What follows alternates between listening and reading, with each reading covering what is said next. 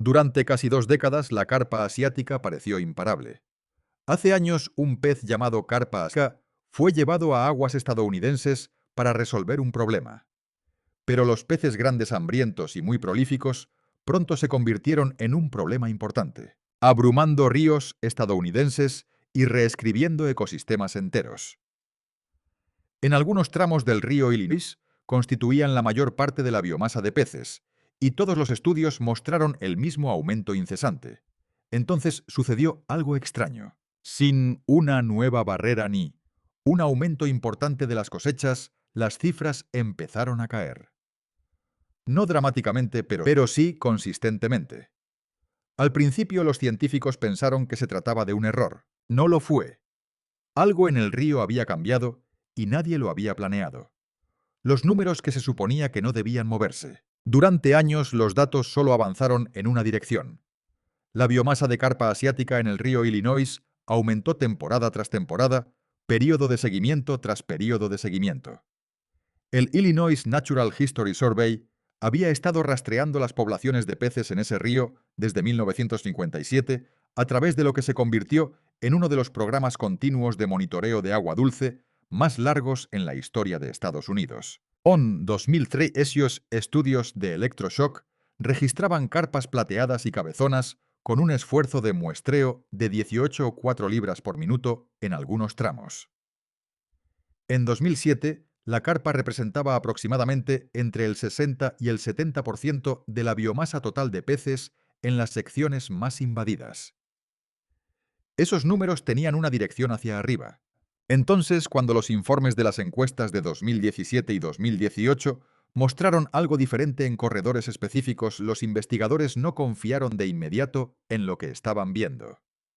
El Dr. James Lamer, biólogo pesquero del Illinois Natural History Survey, había pasado años observando líneas de tendencia poblacional que nunca le dieron nada esperanzador. Cuando los datos de 2018 mostraron una disminución estadísticamente significativa en la captura por unidad de esfuerzo de la carpa cabezona y plateada en 3 tramos monitoreados de la parte baja del río Illinois, su primera suposición fue un error metodológico. Volvió a hacer los números.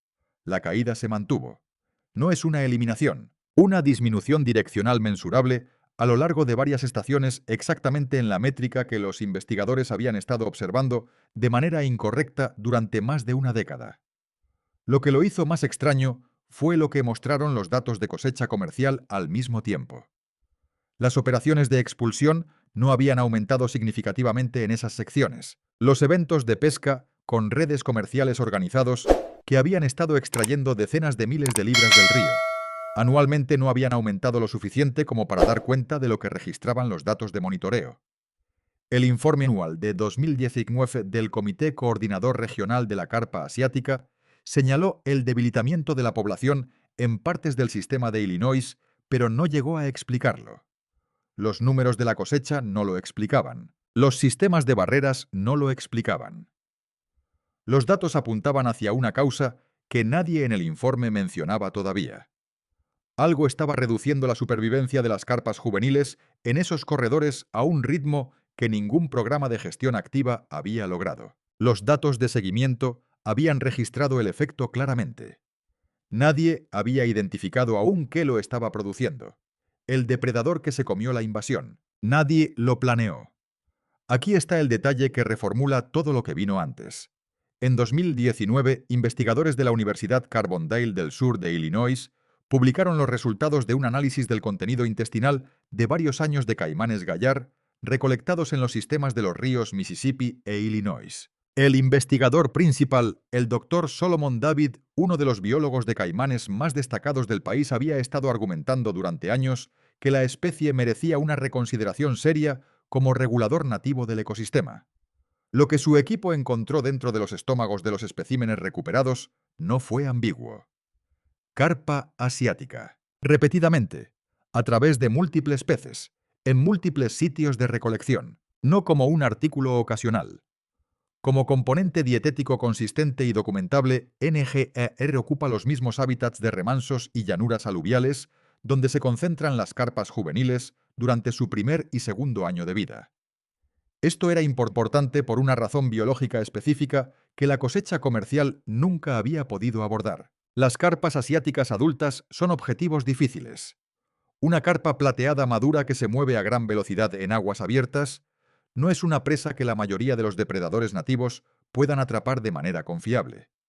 Pero las carpas juveniles, en sus primeros 12 meses, son un cálculo completamente diferente. Son más pequeños, más lentos, y se concentran exactamente en los hábitats de remansos poco profundos, con vegetación y de corrientes bajas, donde los caimanes históricamente emboscan a sus presas. Un solo pez caimán adulto que se mantenga inmóvil y cubierto. Como lo hizo la especie, evolucionó. Puede capturar carpas juveniles repetidamente durante toda una temporada de desove sin gastar la energía que requeriría la persecución activa. Multiplique eso por una población en recuperación de GAR, distribuida a través de sistemas de aguas estancadas conectadas, y ya no estará hablando de eventos de depredación individuales. Estás hablando de una reducción continua y sistemática de las tasas de supervivencia de las carpas juveniles que opera exactamente en la etapa de vida que determina si una población crece, se mantiene estable o comienza a disminuir. Las matemáticas detrás de esto son sencillas. La carpa asiática alcanza la madurez reproductiva en 2 o 3 años. Si suficientes juveniles no logran sobrevivir esos 2 primeros años durante suficientes temporadas consecutivas, la población adulta deja de reemplazarse al ritmo que necesita para mantener su número. La cosecha comercial se dirige a los adultos una vez que el daño ya está hecho. Alligator GAR apunta al oleoducto antes de su entrega. El programa de repoblación que nunca tuvo como objetivo combatir las carpas. En 2004, el Departamento de Recursos Naturales de Illinois tomó una decisión silenciosa que no tenía nada que ver con la carpa asiática. La agencia lanzó una iniciativa de restauración de especies nativas dirigida al caimán, un pez que efectivamente había desaparecido de las aguas de Illinois en la década de 1970. El programa se enmarcó enteramente en torno a la biodiversidad, en torno a la restauración de un animal que pertenecía a esos sistemas fluviales antes de que los humanos lo eliminaran sistemáticamente en torno al patrimonio ecológico. Nadie en esa reunión de planificación estaba pensando en el manejo de especies invasoras. Las primeras cifras de existencias fueron modestas. Cientos de peces juveniles, liberados en hábitats remansos, cuidadosamente seleccionados a lo largo del río Illinois y lagos de llanura aluvial conectados. Los peces eran pequeños. Hatchery creció y enfrentó una importante presión de supervivencia en su primer año. Los gerentes estimaron que un porcentaje significativo no sobreviviría hasta la edad adulta.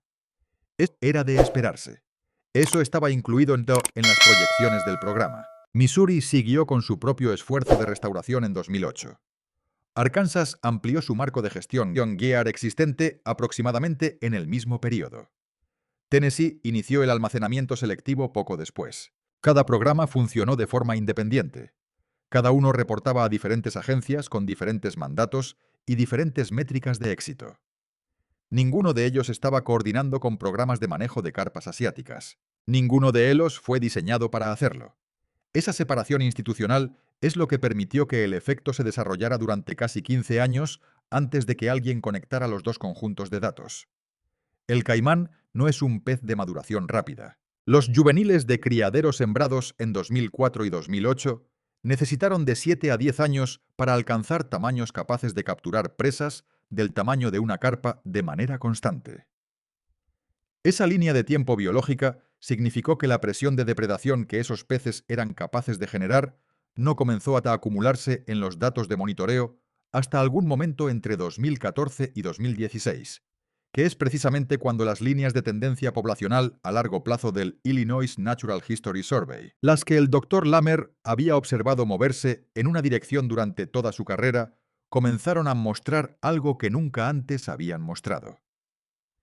Investigadores del Centro de Investigación Ambiental de Columbia realizaron un análisis retrospectivo en 2022 comparando los registros de población de GAR con los datos de monitoreo de la población de carpas en secciones de ríos superpuestas. La correlación entre los años transcurridos desde la siembra y la disminución mensurable de la carpa en esos corredores específicos fue lo suficientemente consistente en conjuntos de datos independientes como para exigir una explicación formal.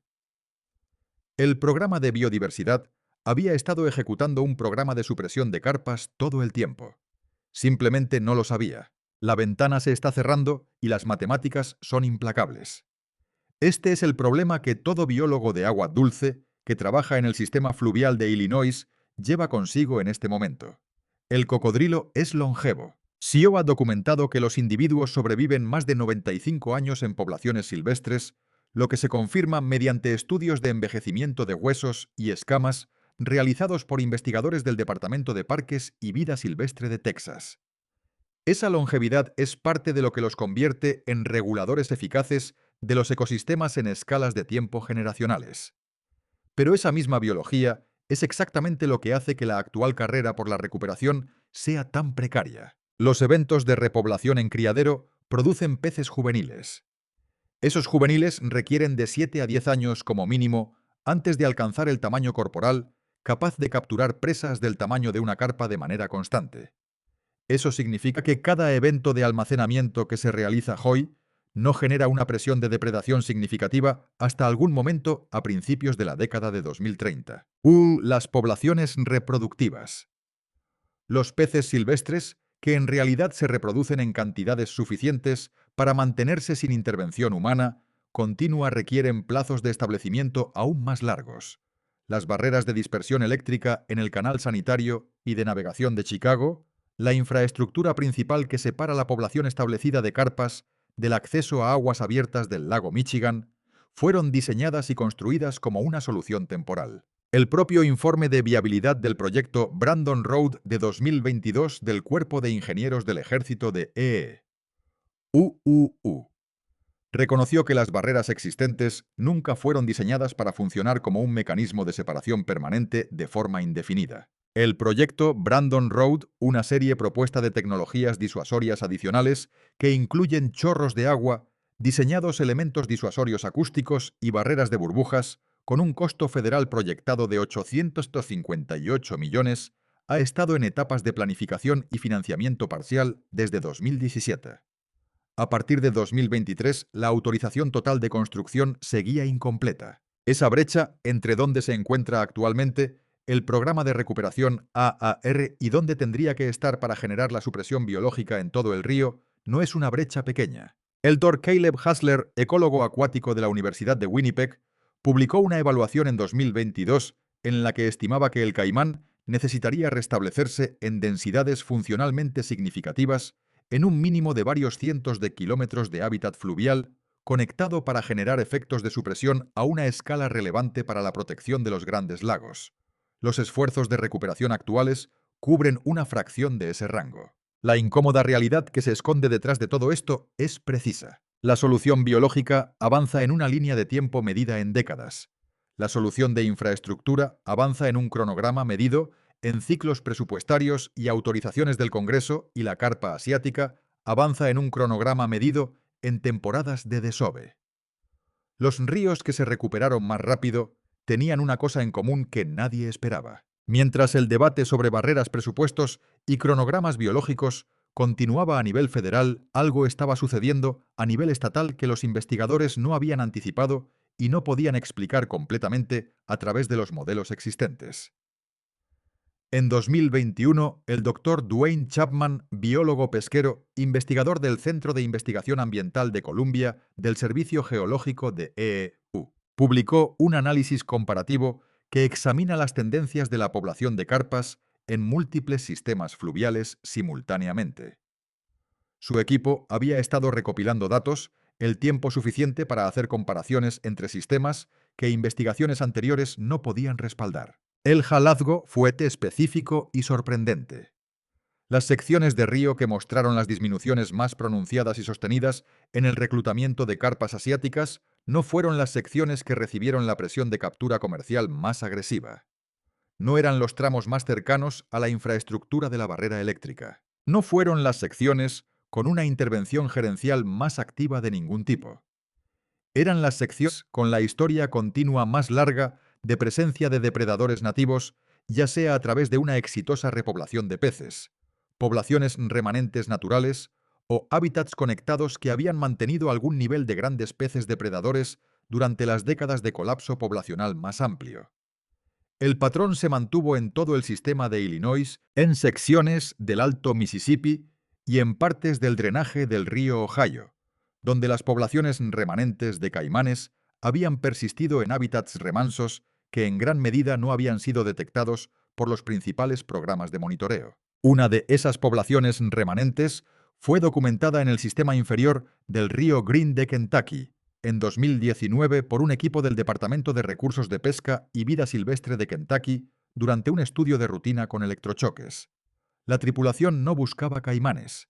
La especie no había sido registrada en ese drenaje en los registros de estudios modernos. Cuando el pez apareció en el equipo de muestreo, el biólogo principal del barco, Aaron Kendall, dijo más tarde a sus colegas que inicialmente lo identificó erróneamente porque nada en su experiencia profesional lo había preparado para encontrar uno allí.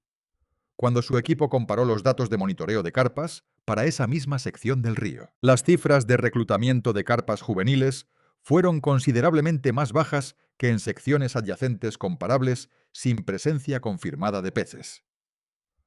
Una población remanente no detectada durante años que ya suprime el reclutamiento en su hábitat inmediato sin que ningún manejo humano le indique que lo haga. Lo que reveló ese descubrimiento en Kentucky fue algo que los datos del programa de almacenamiento habían sugerido pero nunca confirmaron claramente.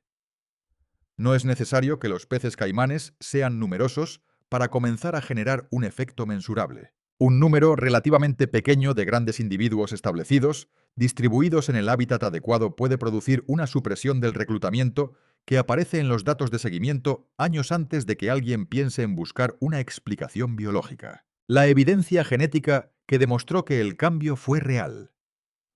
Durante años, los escépticos argumentaron que la aparente disminución de la carpa en partes de los sistemas de Illinois y Mississippi podría simplemente reflejar una redistribución. Los peces se desplazan a otros lugares, no una contracción real de la población. Entonces la genética volvió. En 2023, los investigadores que trabajan bajo el programa de monitoreo de ADN-eDNA ambiental del Servicio Geológico de UQ comenzaron a comparar las concentraciones de ADN en la columna de agua de estaciones fijas de muestreo de ríos de Illinois con muestras archivadas que datan de más de una década. Estas estaciones, algunas en funcionamiento desde 2009, recolectan agua que se filtra y analiza en busca de rastros de material genético vertido por los peces a través de desechos mucosos y escamas. A diferencia de los estudios con redes, el eDNA no depende de la captura física de peces. Mide señales de presencia y abundancia relativa a nivel molecular. La comparación de varios años reveló algo difícil de descartar. Entre 2015 y 2022. Las señales de concentración de ADN-E de la carpa plateada disminuyeron significativamente en múltiples zonas de muestreo del río inferior de Illinois, particularmente en tramos conectados con remansos, donde la restauración del caimán había sido más activa. La disminución no fue uniforme en todo el sistema. Las zonas río arriba todavía mostraban señales fuertes, pero en corredores específicos la carga genética en la columna de agua había disminuido considerablemente. Eso significó menos carpas que desprendían ADN, y no solo más difícil capturar carpas. Simultáneamente, el muestreo de ADN-E comenzó a detectar firmas genéticas cada vez mayores de peces depredadores nativos de gran cuerpo, incluidos los caimanes en tramos donde la especie no había sido registrada molecularmente en años anteriores. El Dr. Wesley Daniel, ecólogo molecular, que colabora con el programa USGS, resumió el hallazgo en un taller regional de pesca que se celebrará en 2024. El cambio de señal es direccional. No es ruido de muestreo. Algo está alterando la estructura de la biomasa en esos corredores. Es importante destacar que el análisis de ADN-E también mostró una reducción de las firmas genéticas de las carpas juveniles durante los períodos de mayor desove, lo que sugiere que el reclutamiento no solo se estaba viendo afectado en la distribución de los adultos. Esto es importante porque la supresión del reclutamiento es el único mecanismo que puede producir un cambio poblacional duradero que dure varios años. Los datos moleculares lograron lo que los estudios de campo por sí solos no pudieron. Confirmó que el cambio fue biológico, no logístico. El agua misma estaba registrando la transición, la cascada trófica que nadie esperaba volver a ver. Para 2021 algo comenzó a aparecer en los estudios de vegetación del río Illinois que no habían mostrado una recuperación mensurable en casi 2 décadas. Vegetación acuática sumergida. Los investigadores, con un programa LTRM de monitoreo de recursos a largo plazo, operado por el Cuerpo de Ingenieros del Ejército de EE-U, y el USGS, habían estado rastreando la cobertura de plantas acuáticas desde principios de la década de 1990. Después de que la biomasa de carpa plateada y cabezona aumentara en la década de 2000, la cobertura vegetal en varios lagos remansos disminuyó drásticamente. Las carpas se alimentan filtrando plancton y alterando los sedimentos, aumentando la turbidez y reduciendo la penetración de la luz, una combinación que suprime el crecimiento de las plantas. En 2006, la profundidad promedio de penetración de la luz y los tramos fuertemente invadidos del río Illinois cayeron por debajo de los 20 centímetros durante los años de mayor biomasa. Conjuntos de datos de turbidez LTRM. En consecuencia, los lechos de plantas acuáticas nativas disminuyeron. Pero entre 2019 y 2023, los equipos de investigación registraron aumentos incrementales, pero estadísticamente significativos en la densidad de la vegetación sumergida en complejos remansos específicos río abajo de La Habana, Illinois, las mismas regiones donde el reclutamiento de carpas se había debilitado y la presencia de peces había aumentado. Paralelamente, las mediciones de la claridad del agua mejoraron. Las lecturas del disco Secchi, una medida de turbidez estándar, aumentaron en márgenes mensurables durante las ventanas de muestreo de finales del verano. No cambios dramáticos, pero sí consistentes. Esta es la etapa inicial de una cascada trófica. Cuando la supervivencia de las carpas juveniles disminuye en menos adultos, alcanzan el pico de biomasa. Con menos filtradores grandes que perturban los sedimentos y consumen plancton, la turbidez disminuye ligeramente. Una mayor penetración de la luz permite que la vegetación sumergida vuelva a crecer. Los lechos de plantas estabilizan aún más los sedimentos y proporcionan un hábitat para los invertebrados. Los invertebrados sustentan especies de peces nativas que habían disminuido durante el pico de dominancia de la carpa. En 2023, los de LTRM mostraron aumentos modestos en las tasas de captura base de juveniles, de agallas azules y bocazas en esos mismos remansos en recuperación. No se trata de una reversión total del ecosistema, sino de un cambio de dirección. El doctor Michael Dreslich del Illinois Natural History Survey lo describió con cautela durante una sesión informativa sobre pesca regional. No estamos buscando una restauración a las condiciones de 1950, pero estamos observando una resiliencia biológica localizada donde el dominio invasivo ya no es absoluto. La distinción importante es esta. La cosecha comercial elimina temporalmente la biomasa de la carpa. La supresión del reclutamiento impulsada por depredadores altera la estructura del sistema. Durante casi 20 años, la carpa asiática pareció haber rediseñado permanentemente partes de la red alimentaria del río Illinois. Ahora, en los corredores donde la depredación ápice ha regresado silenciosamente, la red alimentaria está respondiendo. Si desea más historias en las que la ciencia descubra lo inesperado, suscríbase y síganos para conocer la próxima inmersión profunda.